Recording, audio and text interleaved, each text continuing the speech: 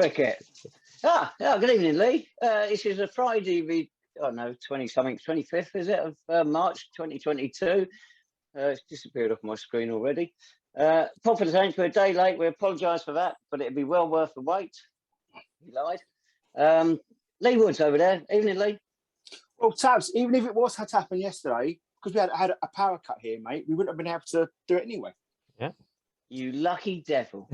Mate, I'm telling you, I descended upon town and there was alarms going off, there was fires, fights breaking out, gobshite kids just shouting at people. It was like being in Hemel, mate. It was just absolutely unruly. What has the world come to? Oh. So was it all over St Albans or just the central bit? No, Hatfield, Potter's Bar, bits of Luton, which is not the worst thing in the world, but yeah, and it took about 3 hours in some places. Oh, blimey. Jake Ellicott's the other one sitting over there. Did you have a power cut, Jake? Yeah, I was in Morrison's at the time, so I stuck in looting. Yeah, looting. Yeah. I thought the world had come to the end, to be honest, because I didn't have any phone signal. I couldn't contact anyone. I'm going to die in Morrison's. Yeah. So I had a fun journey home. But yes, hello, Dave. Hello, everyone. Can we continue this for another 25 minutes rather than talk about that heap of rubbish that we watched last Saturday? Well, you didn't, Jake. You were up north somewhere, weren't you? I escaped it, luckily. Oh, dear. Right.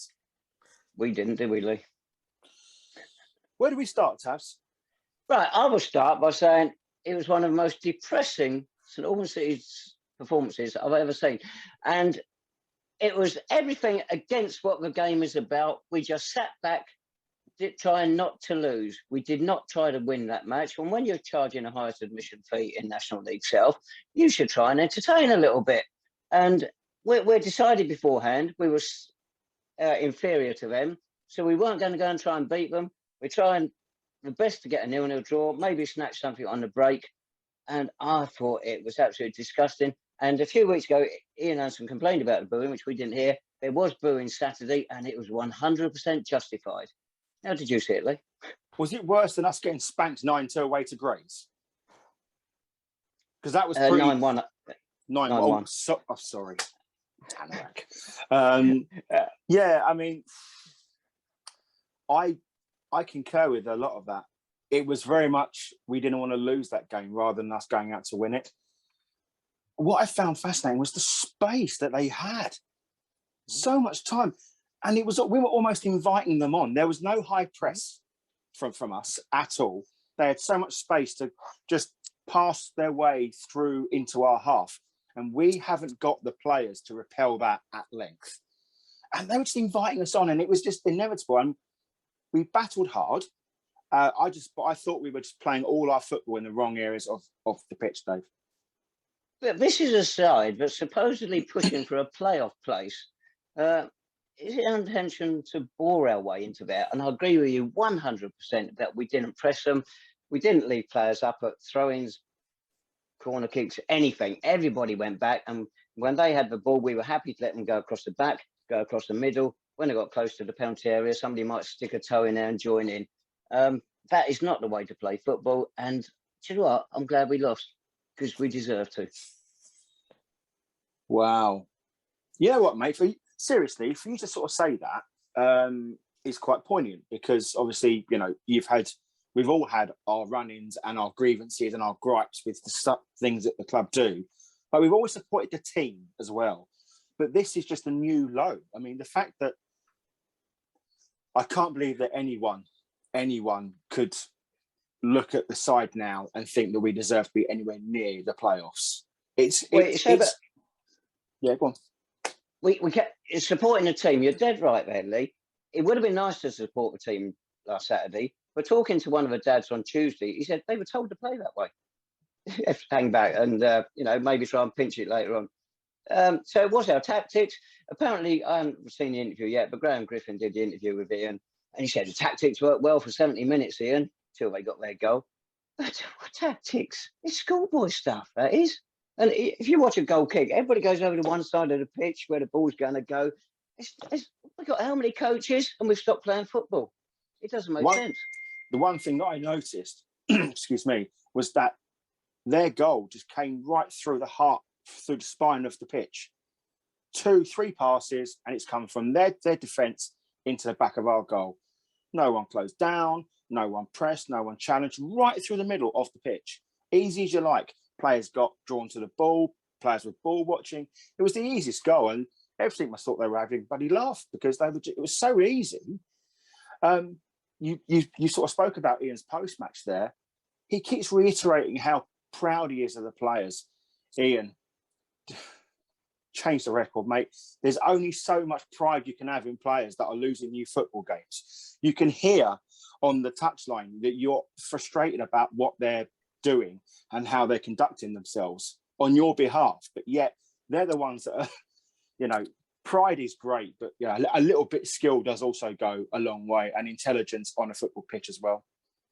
If you look at the stats, I know we trotted them out before. We had that run of 6 straight wins. Since then, we've had 27 points, in 26 league games, which is relegation form. So you can understand when you're playing against what is a better side. They're not great, Ebbsfleet. They're certainly not 5 goals better than us, and they showed in the first game. You can understand why you hold back a bit. But for goodness sake, pressure them. Make the game difficult for them. Don't just give it to them on a plate. That is relegation form from this side. It's difficult to argue against it. We can't. Well, that's it then. Podcast over.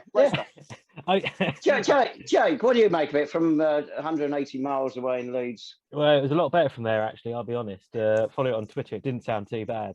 It reminds me of a little bit of I don't know if you remember, the Maidstone game at Clarence Park, conveniently. We're going to play them this weekend. Earlier in the season at Clarence Park, that was a 0-0. Wasn't the most enthralling, but on that occasion, the Saints didn't totally lie back and roll over. They did at least create a couple of half chances late on. They stayed in the game. And I'd argue that Maidstone are a better side than Ebbsfleet. We talked about Ebbsfleet. They absolutely spanked us away from home on a dreary Tuesday night in Kent. But they weren't a great side that night. We just rolled over, didn't we? And I thought, and Dave, I think you've mentioned this in your notes, that almost got the sense that maybe the management staff, coaching staff were a bit scared by that game going into last Saturday. Just wanted to avoid something like that, pick up, a decent draw and just get out of there. But as you say, if you're chasing the playoffs, and we keep throwing back to the first half of the season, but the contrast in the style of football from Saturday to the first half of the season, by all accounts, is just totally different world. And yeah, I say I wasn't shocked to see us lose. It's a shame, it came late on, but if to get into the playoffs, you've got to show some ambition.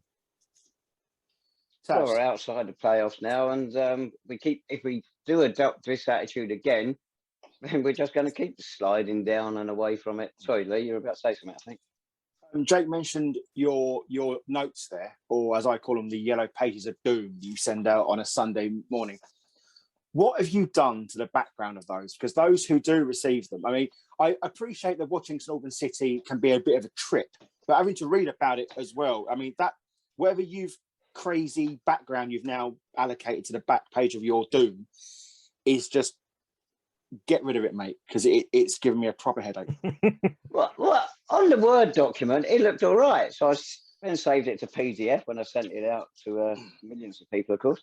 And it came out, as you saw it there, with blue splodges all over it, which made it difficult to read and could bring on hallucinations and whatnot, I dare say. So I'm sorry about that. We'll change it for after Saturday's game. Much appreciated, David. Thank you very much. You've got a nice bit of sunshine going across your forehead there, Lee. Yeah, well. Right. Ebbsfleet, though, Lee, did we give them any credit? Because at least they did keep trying to push forward. They couldn't do anything but, could they? I thought they could have gone for us a bit more, but they seemed happy with one. I give them credit in so much they actually wanted to win the game, Dave. It absolutely pains me. I was saying to Jake before we started off, it pains me that we're so down about our own side. But there's nothing else we can do. We've supported and we've rallied, and we are the bastions of supporters. However, we're not going to be deluded by PR circus that comes out on social media. We see what we see on the pitch, and we've signed another scout this week. You know, he came out on LinkedIn and Dean Austin has recruited another scout, or is it first team recruitment? Well, something's got to happen. But how many scouts and coach do we sort of need now? You know, it's Great point, Lee. We touched on that last week. I spoke to Neil Metcalf after the game Saturday. He said on our bench and sat either side of it, we had 19 people on Saturday. Now, a lot of those will be having the word in Ian's ear. He doesn't need them. When we were flying under him a few years ago, he either had his son, Lee, as assistant manager, or we had Glenn Howes, PD. He didn't have all these others chipping in. He got it right himself. He doesn't need these people. They're a distraction. You say another one coming. And of course, on the bench, we didn't have a director of football or this new coach. So we'll have to get a couple more chairs. But what's going on? We're just building up bureaucracy and losing track of what we should be doing, which is playing entertaining football. Because as you two know, I'm not that bothered if we win or lose. I want to see a decent game of football. When only one side wants to play football, you won't get a decent game of football. Yeah, I just think that the vision is lost at the minute. I don't think we know what we want to be as a team. You know, you can see the owners have a drive as a club. They have a focus and they have a goal, etc. Fine. But as a team, I don't think we know what we want to be. Do we want to be solid? Do we want to be expansive? Do we want to be creative? Do we want to be hard to beat? Do we want to be domineering? Do we want to be, you know, just play it tight? Do we want to be wingers or wing backs? We can't be everything to everybody, granted. But at the minute, we've lost our own identity. And for a St Albans City team, it's soul destroying to say that. Excuse me, it's soul destroying to say that. Because we've started off the season so well, but that seems years ago now. You know, we are in a rut of all ruts, and I think getting another scout in, whether that's going to be looking forward to next season, possibly, but it's just another set of eyes of ears. It's just another set of pockets we've got to line. It's just another set of, you know, concepts that is going to flood Ian's mind. It's just crazy. Well, you made a point there, Lee. Dean Austin, director of football, has brought this scout in. Does Ian want him? It sounds like the appointment's come above him. They might have consulted with him. We don't know, of course. It just makes you wonder, doesn't it? If gradually he's been. Well, I think respectfully, I think that's probably a conversation for another pod, because we've still got a season to battle for. We've still got points to play for. I think we need to go back to the absolute basic element of trying to win football matches. Let's not try and be too clever about PR. Let's not try and, you know, get as many likes on Facebook and YouTube. Try and focus on the playing side of things. The rest will follow in unison. It starts on Saturday. It didn't go too well against Concord last week, but again, we have to stay positive. This is a fans podcast, but we can only relay what we see and respond to what we see. So that's where we are. Well, on that point, sorry to keep you out of this, Jake, but I want to keep it interesting. On Tuesday, I will give a team credit because they did battle. We didn't see that battle on Saturday. We saw it on Tuesday, and we created chances, and the breaks didn't go our way. We should have had a penalty when Jeff was brought down the first half, and I think it was still 1-0. The breaks didn't go, but then again, they hit the post. We had Tom Bender sent off for the 5th time. I thought he was harshly treated there. He was unlucky to go. It's his 250th game on Saturday, by the way. And at least we did battle. It wasn't pretty by either side. Concord actually looked better down the park than they did at Thames Road on Tuesday. Maybe they shaded it just about on Tuesday, but I thought a draw would probably have been fair. But come on, let's see a bit more of that. Maybe we can start playing a bit of football as well. And I will give Mitchell Weiss a lot of credit for Tuesday. I thought he had a very good game then. Tabs, there are 3 absolutes in life: death, taxes, and a poorly timed Tom Bender tackle. I mean, you claim he was harsh, but at least he's getting near players now and able to sort of kick him in the head. You know, I do feel for Tom because it was, you know, he's got some harsh critics of late, and that game on Tuesday night has done him no favours. But I agree with you; it was a more expansive game, and I believe he deserves something out of it. I honestly do. Yeah, fair enough. Jake, you only watched the highlights as well, I believe. Yeah, well, yeah, I wasn't crazy enough to make the trip on Tuesday night, unlike someone who I believe broke up their holiday to go. Who would do that?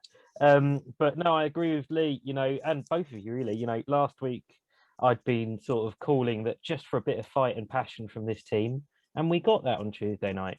And I can take losing like that when the luck may go against us slightly, a bounce may go there, a decision may go there. I can take that if the team perform like they want to win 3 points and keep us in that playoff fight. So very disappointing to still lose that game because what is it, 1 point from 6 games now, something like that. And you're not getting to playoffs like that. And we finally dropped out of the top 7 on Tuesday night. Playoffs, mate. That's fucking relegation form, let alone bloody playoffs. Well, I know, but we finally dropped out and very disappointing. But at least the players did step up and fight. So, that's nice. But at the same time, the run of the recent games, Tuesday's defeat still, the performance may have been better, but it doesn't fix the previous 5 games, does it? No, Ian went with the same side as on Saturday, which I thought was very interesting. So we're not seeing Nobby starting again. I think we can write him off now, can't we? He's never starting for us again. It's sad to say because he's been a magnificent player for us. Yeah. I think what's happened is because we were so expansive, which is great because it gives us a chance to get our playmakers on the ball, but we're losing our shape far too easily in the process of sort of doing that. Vice had a really good chance. Band had a chance. Jeffers, as you say, Tav, should have had a stonewall penalty. But again, sloppiness. We just lose our shape and we lose our concentration. And as Ian implied in the post-match, players are getting tired now. But we could have seen that a month ago. And I know you don't like that phrase, Tabs, but he said it. But we can see it. We're quite leggy and there's just no rejuvenation. There's nothing there to get excited about. It's the same players churning out the same sort of performances, some of them out of position. And it's just not good. And if you want to change a rot, if you want to change a bad piece of form, you've got to change something. And it's got to start with the players or the shape or something like that, because it needs a spark, and by God, do we need a spark right now? We're tired. Can one of you two tell me why the opposition we play against, why they're not tired? Here we go. Jacob? I think it's a good question. I would, I'd argue, have they had a central midfielder like Kyron Wiltshire play pretty much every single minute of this campaign? Our opponents, I don't know. But, I think it comes back to that depth or lack of on the bench, doesn't it? I think, there's not many opportunities to rotate a formation or a team. We know Ian in previous seasons and even the first half of this season, if we're playing Saturday, Tuesday, we know generally he would like to at least make 1 or 2 changes. I think the fact he didn't make one on Tuesday, probably had faith in the players to turn up and do it. But also, are there the option from the bench to really provide him with those changes now? Not particularly at the minute. And I think it feeds into, again, like Lee said, we've seen they're getting tired, and it feeds into the lack of any sort of movement in the transfer market, especially in the final week of the transfer market where the Saints camp time players, I think it passed at 5 p.m. on Thursday, and that's gone now. So there's no other chance. But a lot of other teams around us were signing players this week just to bolster their squads for the run in even. And I know Ian on the Hearts Ad website with Neil Metcalf after Ebbsfleet talked about wanting 1 or 2 more faces if he could get them. Clearly he hasn't been able to. So, and he said, if not, then that's it. We'll go with what we got. But teams around us, teams below us are changing things, investing. Doesn't have to be a lot of money, just a final, like Lee said, a bit of a spark, something different. Ian's not been afraid to change squads previously, has he, when he's gone on these awful runs? So for whatever reason, just hasn't happened. So what is the dominant? So you said then Ian has changed squads in the past. So what is different between the seasons past to the season now that he hasn't been able to do that? I think it's a very good question. Sorry, Dave. I think it's a very good question. I think it's partly because of the different format of the club now with Dean Austin and the academy. I think that's definitely part of it. And also, again, we don't know in terms of budgetary what's going on, really, do we? We don't know if he's got the ability to do that. I mean, the fact he said in the Hearts ad, if he can get 1 or 2, suggests there might be some wiggle room. But for whatever reason, maybe Ian thinks, this squad can get us there somehow. Maybe he's seen something. We just don't know, do we? But I think it definitely feeds into almost the way the club is changing in looking more towards the youth and the academy. But then on the counterpoint of that, I'd say, when were the academy lads last in the squad? I'm thinking the Hemel home game when Aaron Austin came on. Since then, we haven't really seen much of them, have we? I had a good chat with Ian before the game, actually, on Tuesday. And I hope this doesn't come across as anti in this podcast today, because anything but it. I think he's a great manager to talk to, and you can ask him anything, and he's brilliant for communicating like that. Talk about team changes, right? It was none Tuesday. You go back through other games: 3-0, 3-2, 3-2, 4-4, 0, 2-3-3. He has been making changes through games. We've not been sitting with a settled 11 every week. He has made changes throughout the season. I spoke to him a couple of things. First of all, Neil Metcalf, I believe, asked him on Saturday. He said he was going to ask him anyway. How when Ian came into the club, we were in serious trouble. We were going down, weren't we? But he put out a side out there, but just attacked and scored loads of goals, got an incredible number of points. And on the final day of the season, thrashed Dartford 4-0, and we got out of trouble. It was astonishing. And I actually put a point to him as well again on Tuesday. And his answer was, I won't say I was surprised by it, because I wasn't. You look at the personnel he had then, we had some great players. And he said they wanted to do it. And they're the sort of players, they either want to do it or they don't. And they did in that running. They wanted to do it. We haven't got that quality of player now. There's no two ways about it. But I think they would look a better side if we did attack. As for bringing players in, went on to that. And I did actually make the point to him, you brought in far fewer players during this season than any other season, and yet we've got money to burn this season. It still doesn't make sense to me why we haven't strengthened that squad this season. No, and I think it'll be one of the big questions hanging over this campaign, won't it? If we don't get a top 7 finish, which is, we might only be a point outside, but it looks likely at the minute based on form. I think a lot of fans will ask, and I suspect, we've got the fans forum coming up on Monday. I think some supporters will ask about it there, and if you haven't got a ticket, go if you want to ask these questions. But, I think that is a genuine question. The form since late November, early December, it's been crying out for changes to the squad, hasn't it? And the changes we have seen have been at fullback. And while we may have needed those changes, there's been other areas of the squad that have needed it. So, I think that's going to be the big question over this campaign. Being the cynic that I am, the fact if Ian wants to bring in players, okay, and there are players, so he's been talking to players, there's obviously something stopping these players from coming here, and is it a case of, board level? Is it being stopped there, or are the agents now of the players getting involved? That could be another facet of it as well. It's disappointing because this is now reflecting really badly on Ian. And I know what you sort of touched upon there, Dave. I remember we lost a game last year or 2 years ago, and I was really upset. I just didn't comprehend. I didn't understand this particular strategy that Ian was adopting. And someone in the clubhouse was trying to get me in the shit with Ian. Oh, you wouldn't say that to his face. I said, no problem. Ian was there. I called him over. I said, Ian, can you explain to me? We did this. Why did we play this way, this way? You know what? He sat me down. We had a beer. And as you say, Dave, he talked me through it. He talked behind the process. It didn't work on the day, but then I understood why. But if you've got a grievance, you can talk to Ian. And he is fantastic like that. And, you don't get that interaction with a lot of managers at this level anyway. But for him to sort of just take the time and speak to a drunken bloke in a bar because he wasn't happy about the fact that we lost the game, it goes a long, long way to suggest how invested he was at this club and how really prudent he is about how the relationship he has with the fans. I hope he pulls this around, but he's making it really hard. And I know he wants to put everything on his shoulders, but he can't. And he's got to protect the players. And there's only so much he can say about those above him. But I hope he comes through. And I hope we do get into the playoffs. Of course we all do. But it's not looking rosy at the minute. You hinted there, Lee, about the players that come into the club. Is it down to Ian still? Or is the director of football involved in it? A director of football, no one knows what their role is anywhere in the game. They're in that stupid professional game as well.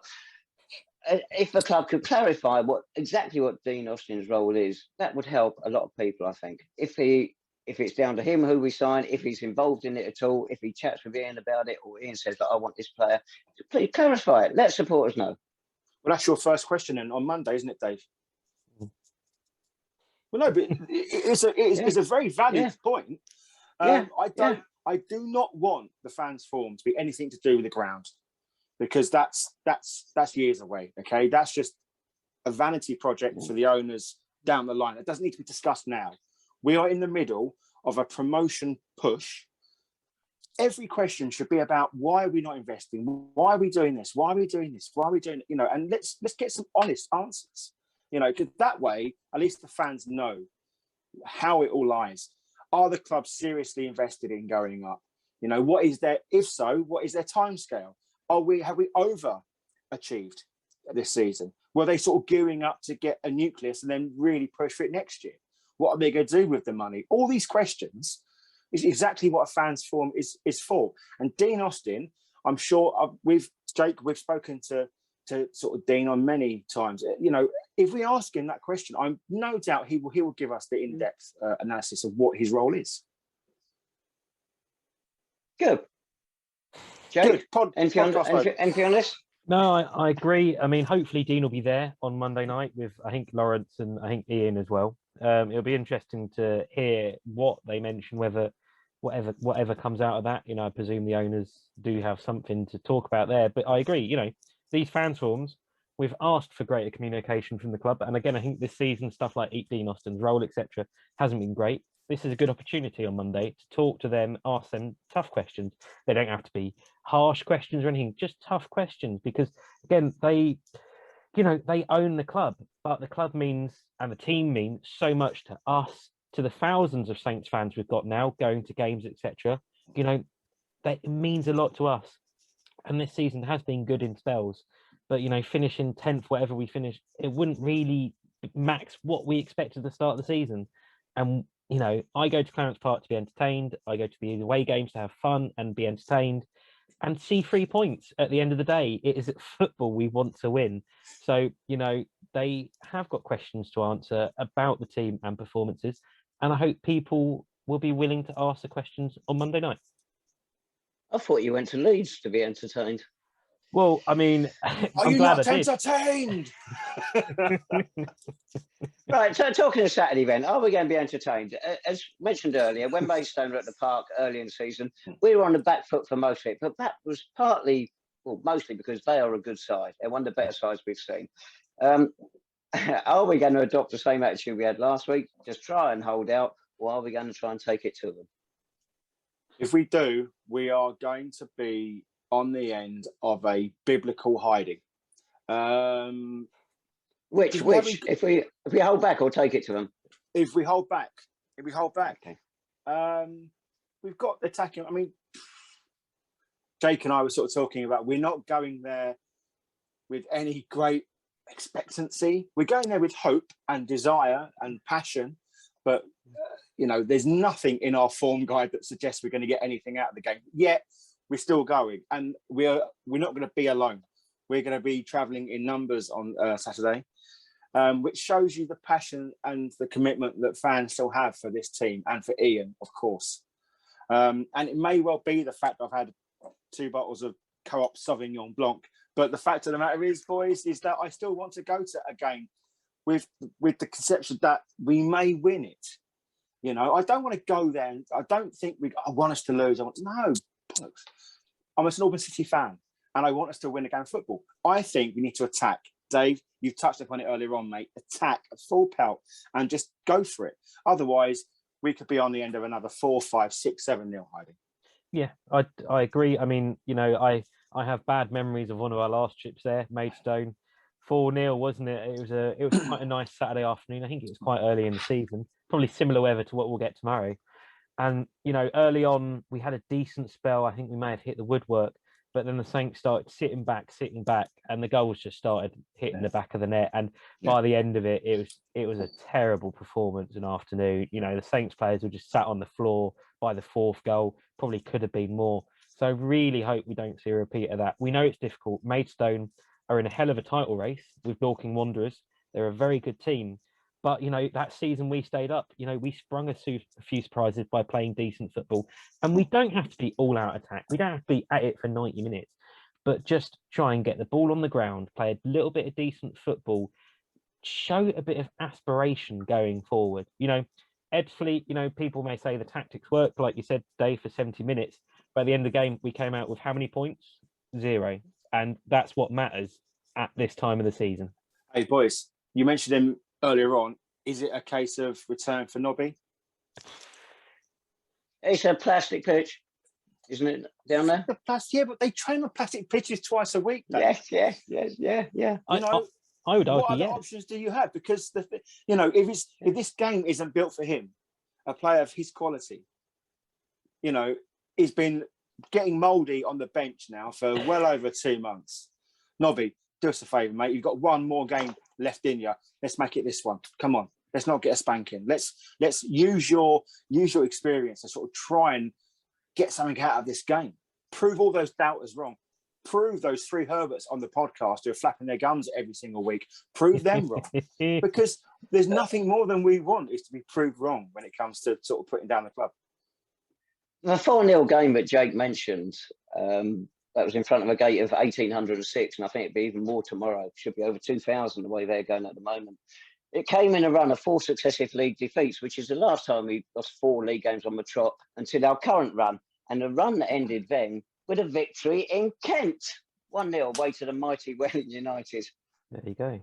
Mighty Welling United. Albert Those are words that have not been used too many times before. Albert Adu.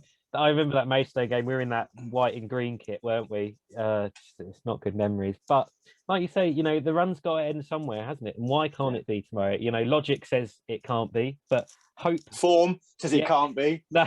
Personnel says it can't be. But apart from that, mate. But hope says it can. And, you know, Dave, you said the crowd is 1,800. Tomorrow is non-league day, so the crowd's going to be bigger than that. It's going to be a really good atmosphere.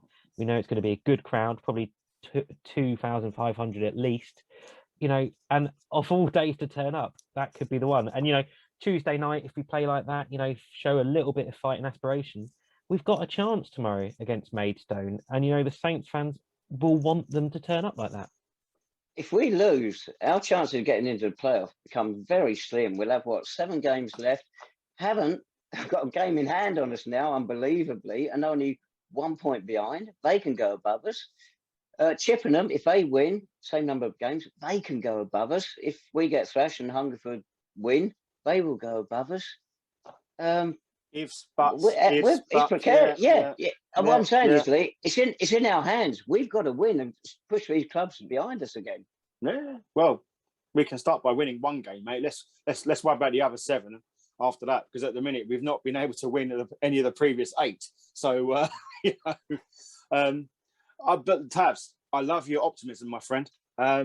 Anyone who can't come to the game at Maidstone tomorrow and you're mulling around, loitering around Hertfordshire, get down and support our friends at Harpenden Town.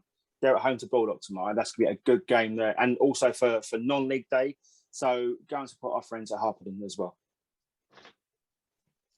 And of course, we mentioned Nobby there. I suppose another factor is we don't have a game now, do we? We don't have a game next Saturday. Well, we have a game, we have a friendly game, but we don't have a competitive fixture now, do we? After tomorrow, so 9th of April, is it? Yeah. So of all games to just go full pelt, 90 minutes, you know, run him into the ground. Yeah. Proper knacker him out. Yeah. So you know, of all games to do it, tomorrow's perfect, and I think we should mention that game on the 2nd of April at Clarence Park, the game for Ukraine. Against Dagenham and Redbridge.